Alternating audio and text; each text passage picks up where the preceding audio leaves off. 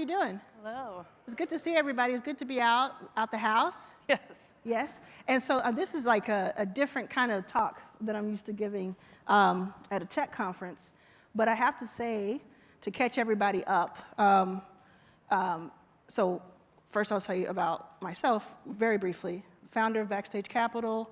We've invested in 200 companies in the last 6.5 years. And this stage has always been really good to me, and I appreciate everybody here. Now, Annie, I believe, possibly saved my life in 2017. Last night was the first time we met each other face to face, but she, from afar, with her book, This Naked Mind, helped me stop drinking in 5 days after being what some would call addicted, some others would not call addicted, but definitely dependent, for 15 years. And stopped 5 days into that and was I was one step away from going into rehab, even after starting my fund. So to be on this stage with you is really compelling. The last thing I'll say is, the last person who was on the stage was so incredible. And I got to meet her backstage. We got to meet her backstage. She is so lovely and such a beautiful human being, and I'm so grateful that she's here with us. Yes, please. And I hope she sees that. So Annie, you want to talk a little bit, and now Annie wants to talk a little bit about Web3 at some point too. But for now, let's talk about, first of all, your experience, and I'd love to be a case study too, but let's talk about your experience. Why did you write the book? And just allow me to fangirl for a little bit. So This Naked Mind was actually, it was my own journey. And I was a corporate executive for the largest foreign currency exchange company in the world, traveling. I was in charge of 28 countries, flying all around the world, always in business class, and it's always 5 o'clock somewhere. Yep. And so I ended up drinking, close to 2 bottles of wine a night. Yeah. And I'd come back from these trips and look around my family, look at my kids, feel like I was bringing the worst of myself home to them when they deserved the best. Yeah. And so I did what most people do, is I'm just gonna cut back, no problem. And it was a problem. I'd set myself these rules. I'd be like, okay, no drinking until Thursday night. Wednesday night. Tuesday night. Okay, at least one night off a week. And slowly I could keep these rules, but I'd always feel deprived or like I was missing out. And something really unique happened, which I didn't realize at the time, but I was coming back from a work conference in the UK, and I was very hungover, and I started thinking about the question differently. I'd been asking myself, what's wrong with me? Do I have a problem? And I'm an alcoholic, all these shame-based questions. And in that moment, I started to wonder, well, why? Why could I take it or leave it at one point in my life? Why does this fermented liquid in glass have so much power and control over me? And so I said, forget it. I'm gonna stop trying to stop drinking. And I'm just gonna spend the next 12 months figuring out why. Why you drink? Why? Let myself off the hook, total grace, total compassion. I knew at the core of myself that I was doing the best I could with the tools I had. And the tools I had were booze, and I was gonna understand why. So I made a list of every single reason I drank, methodically went through the science, and said, is this true, is this true, is this true? After a year, I walked out of my office, I looked at my husband, I'm like, if you wanna get drunk with me again, tonight's the night, because after tonight, I don't think I'm gonna drink anymore. I just don't want it. I just didn't want it. And so he said, yeah. We got drunk, and that was almost 8 years ago now. Yeah. And I haven't really I don't say I'm sober, I don't say I'm in recovery, I just say I drink as much as I want, and I haven't actually wanted to drink in almost 8 years. And that way that you just framed it, I drink as much as I want, that's kind of all part of the ethos of your book, and that's that logic and that sort of autonomy over your own actions, that's what was so different for me than anything else I tried. And I also want to say, there are probably a lot of people in this room, and I would imagine with Oz, that don't have a problem drinking. They don't have issues drinking. There are some people in this room, again, I'm going to just kind of, blanket here. There are some people in this room who may feel like, I don't want to stop drinking ever. I want to be able to drink because I'm an adult. I want to do what I want to do. But it would be nice to be able to stop when I want to stop. It would be nice to not feel hungover because I went to a place that I didn't want to go. It would be nice X, Y, Z.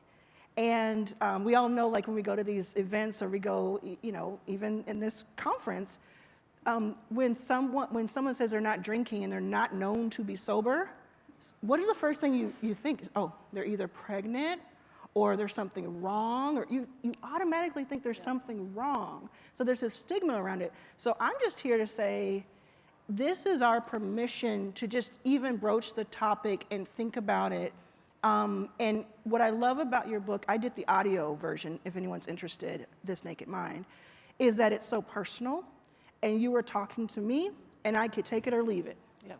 And for the first 4 days that I listened to it, I was leaving it because I was drinking up. It was WeHo Pride during the time. Does anybody know what WeHo Pride is? I mean, it's very gay. Does anybody understand? It was lesbians, free alcohol in the VIP, and lesbians. Do you understand? So I was drinking up a storm during that time, and I'm like, how in the world is this going to ever change? Because there's so many of these events and these things, and I drink when I'm happy and when I'm sad, and on that fifth day, something clicked. So yeah, I would be curious about, we're talking about productivity hacks. I would say I consider myself one of the most productive people I know. What has been your experience of people who have come to you? Because you've sold how many, like almost a million? Almost a million. A million of these books. Yeah. I understand why. Almost a million. Talk about your first million. You've sold almost a million of these books, and so you've seen lives transformed day after day. What are people saying when it comes to business people or entrepreneurs and productivity? Well, it's amazing. Like, interestingly, who's here heard of the addictive personality? Anyone? The addictive personality? So I'm a researcher. That's what I do. I try to understand what the science says, and I try to realize that at the baseline, we're all adults. We're going to do what we want to do at the end of the day. So these rules about like getting sober, stopping drinking forever, they actually even prevent us from engaging in conversations that would be really useful. And I think a much more productive question is, would I be a bit happier drinking a bit less? Because that's not a scary question, and there's an answer to that. But what we fall into is, well, I can't because I have addictive personality. Like I've been told I have an addictive personality, and interestingly, when I started digging into, okay, what is that? First of all, there isn't a lot of science behind that term. It's one of those common knowledge terms that gets thrown around. Everybody thinks they know what it means, but some science I did find, it pointed to about 6 different personality traits. Every single one of those personality traits, you need to become an entrepreneur. Every single one. The thing that makes you, that's negative, is every actually single a one. precursor to being an entrepreneur. Everyone, because it's seeing something that's not there, the need for variety, the need to be, like really be right. Like there's so many things, and the overlay between the people who found companies and changed the world and the people who find themselves drinking too much, it's just like a match. And I think that sometimes when we have so much creativity and so much drive and so much force inside of us, and we don't know how to handle it, we find ourselves self-medicating. And let me ask you a question, Arlen, because I feel like you're such a good case study of like what happened to your productivity, because you are for sure this woman. I got to talk to her last night, best night, 2 hours, and nobody I have ever met does more than Arlen Hamilton. I mean, she is doing all the things all the time. It's incredible. And so productivity, like how has it changed for you? Well, I think we talk about like highly functioning alcoholic, if you're using these terms. That's what I would have considered myself in the past, and that's why so many people were surprised when they found out that I was like just always dependent on alcohol or even drunk with them, because I'm building things, and this is 2 years into building Backstage. So to be able to do that, how did you do it? But what they didn't understand is like that was me on 20% of 100. Yeah. I mean 20%, right? That's me on 20%. So when you take someone like me who is, I feel like I have such control of my life and I know what I want, I make decisions, I adapt really quickly, but I still have this monster on my back that tells me when I have to go drink and when, tells me what to do. I always thought while I was drinking, I thought that is so ironic and wrong that I can command a room. I can, be part of changing the face of Silicon Valley, but I still have to drink tonight like it's medicine. That pissed me off. Yes. And I said, there has to be a way for me to break that somehow because I don't want this anymore. And once I got on the other side of that, and it'll be 5 years in June, I believe. Yeah, yeah. And congrats to anyone else who's celebrating as well. Once I went over the other side of that, that's when you start, like, I don't know, did anybody know me in 2017 that knows me now? Like, I don't think you did. I think you started, if you do know me, you started hearing about me in 2018 and 2019 when I was at cranking things up. And it was, even I was surprised by that because I thought, well, I'm highly functioning, so it's all good. I'm going to be able to pass. Oh, no, you just hadn't seen me awake. Yep. And when I'm awake, here we go. So it's been everything. It's been life-changing. And Amy, who introduced us, we talked about this today. It's life-changing for me. And if you think about it just like mathematically, like all the hours we have in the day, and how many hours are you spending drinking? How many hours are you spending drunk?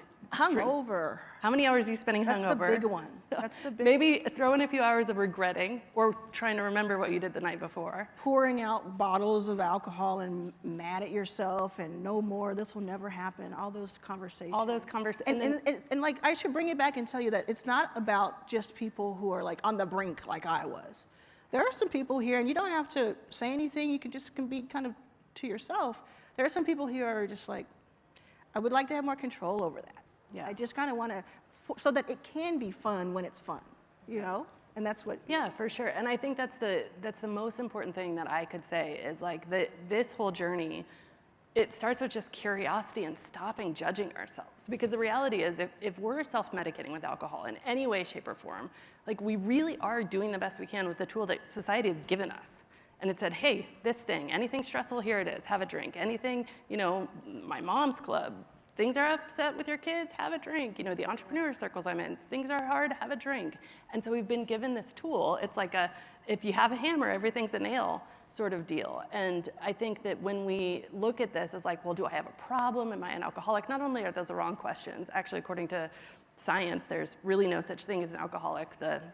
It's called AUD, and it's a completely different thing, but they're shame-inducing. And so if you and I were sitting here and say there's a packet of donuts in front of us and we were trying to, eat less sugar, yeah. We'd be like, hey, let's split one because there's a lot of sugar in these. And nobody would think the less of us. But if we were sitting here with like a bottle of Chardonnay and I'm like, hey, well, I'm a little worried. I'm just gonna have half a glass. You'd be like, well, not you, but in general, oh, are you okay? Yeah, exactly. What's going on? Yes, exactly. And so we've created this thing where this is not an addiction. I even did that. Yeah. I did that to people. Yeah, it's just a natural thing. Yeah. Yeah. And I think the reality is that this needs to be a wellness conversation because according to the CDC, only 10% of excessive drinkers, so not 10% of all drinkers, just 10% of excessive drinkers are actually dependent on alcohol. So it's so fractional and so tiny, that percentage that actually fit in that like, quote, dependent group. Yeah. But everybody I know at some point or another is like, oh, I drink too much, or Yeah. I wish I wouldn't have been drinking so much. Yeah. And this really should be a wellness conversation. How do you think, again, this is we understand how different it is to have this type of conversation here when I think there literally is a happy hour later. Like, how do you think about, like, first of all, do your thing, but how do you think about, like, if someone is thinking, well, there is a happy hour later, like, these are mixed messages, do you think it's more about, like, taking this with you and thinking it through, or have you seen with your data, like, if somebody acts in a certain amount of time? I just want to make sure that we're not just presenting some sort of a problem without a solution. Your book is the best solution I've ever experienced when it comes to having a problem, having an outcome, and literally 5 days later. But I think the best thing I can say is that instead of approaching this with, I got to drink, or I'm not going to drink, or I'm not even going to think about it, just approaching with, do I really want it right now? How many do I really want? And just getting really, really curious about your own behavior. How is this really making me feel? Because we even in our own minds have this idea that if I'm even going to ask about my drinking, it means something. If I'm even going to entertain a question about, like, maybe I'd be happy drinking a bit less, it means something about me. It means I have a problem. It means that I'm somehow, in this situation where I'm a percentage of the population. And otherwise, everybody can drink. And that's one of the biggest things. I mean, even the idea of drink responsibly on that's the warning, right? And fun fact, if we all drank responsibly, according to what those guidelines are, 80% of the alcohol business would be gone overnight.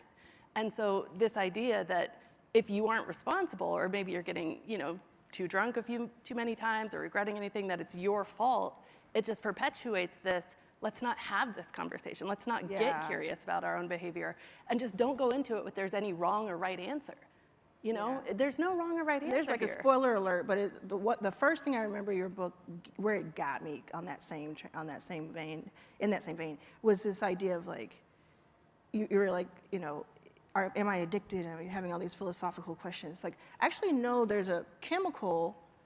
I mean, are you an alcoholic? No, actually, there's a chemical that was just like nicotine, was created to make you want more of it, crave more of it physically, and you are a human being who consumed that. And now you're drinking that, and you have all this branding coming at you, all these messages coming at you. The one thing I want to make sure we cover before we go is I'm thinking about all the entrepreneurs in the room who are building culture at their own companies. And so not necessarily thinking about yourself now, thinking about your employees. What I would suggest, and this is what I think about this entire conversation, is thinking through options, providing options for people. Because I remember when I first got to Silicon Valley in San Francisco, I would go into all these different offices, and it would just be lined with liquor. And we don't have the exact same problem anymore, both because we've evolved a little bit, but also because of COVID. But think about the next 2 or 3 things that you have planned for your employees that is an outing. Is there an option for someone there who is thinking about or who is practicing not drinking? Is there an option to even, to not make that the center of the next thing that you do? And if it's not, this is a really good opportunity to kind of think through some of those options. Yeah, and I think when there is an option, you will be surprised by how many people take it. Yeah. Like how many people are collectively actually asking themselves these questions, but because of the stigma around asking these questions, we're not asking them out loud. Yeah. And also, just fun fact, according to A lot of fun facts. this is a good financial fact. Yes. According to a study done in the UK, the average employee cost of lost productivity for an employer is £7,500 a year. So that's close to $14,000, $15,000 a year to alcohol specifically. And that's the average employee. Yeah. So if you're, as an employer, encouraging this, like you're digging into your bottom line. Exactly, yeah. So some people are like, okay, great, but how does that affect me? Yeah. And that's, everybody wants to save money, everybody wants to have retention, everybody wants their people to be healthy and good. It's just one more thing you can add to the thought process. And we're not lecturing anybody, by the way. If you, I hope it's not awkward for everybody later. Like, imbibe, do your thing, but maybe on your flight home or your train home, maybe you listen to Annie's book, or you just kind of jot down some thoughts. And I guarantee you, I've been doing this for a while, just this speaking and being with people. I guarantee you there are people who will come up to me tomorrow, today, and 10 years from now and say that they were in this room and they heard this and it helped, it was a light switch for them. And so if you're here in the room, if you're in the audience at home, and any of this has resonated with you, it's a home run for us. And I so kind of really appreciate that. I also want to mention before we go, and if you have a question, we'll close out with that, but I want to mention Annie and I are doing a book signing at 4 p.m. It's somewhere near here. It's in there or there. And it is, I think it's like my second book signing ever because my book came out May 2020. And so I would love to meet you if we know each other. If we don't, I would love to see you, and I know people would love to talk to you, Annie. Yeah, I'd love that. Yeah. Anything else before we? Well, I just want to say what a personal honor this is. And your mom says something, and she says that it's not often that the seed gets to see the petal. Mm-hmm. And so, like, for me to watch this woman and what she is doing in this valley and know that any of that had to do with a choice she made because of something I wrote, I just really touched. Thank you so much. Thank you so much. I mean, Absolutely. Absolutely. Also, check out Annie's Red Table Talk episode from a few weeks ago. It's amazing. It gives you more information. Check out HireRunner.co and BackstageCapital.com. Thanks, everybody.